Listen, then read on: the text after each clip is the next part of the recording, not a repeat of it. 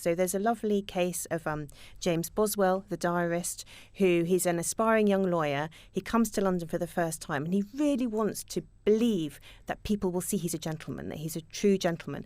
And one of the ways he tests it is he decides to go to a sword maker, a cutler, and he goes to the very best, Mr. Jeffrey's shop. He's cutler to the king, and there's no one better.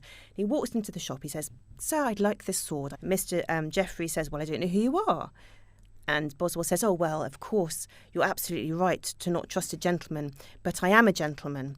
And Mr. Jeffreys looks at him and says, "Well, only a gentleman would say that. So, yes, you can take the sword." And Boswell feels incredibly proud of himself that he's managed to persuade the shopkeeper to hand it over. And so he turns up the next day and says, "Look, I was a gentleman. I've come to pay my bills and you were right to trust me." But it's an interesting example of how much daily interaction was just based on presenting yourself as somebody who will pay, or somebody who's due that kind of product, or somebody who should have it. And so, yes, you can see how that is at the very heart of that kind of social, cultural, but also commercial world.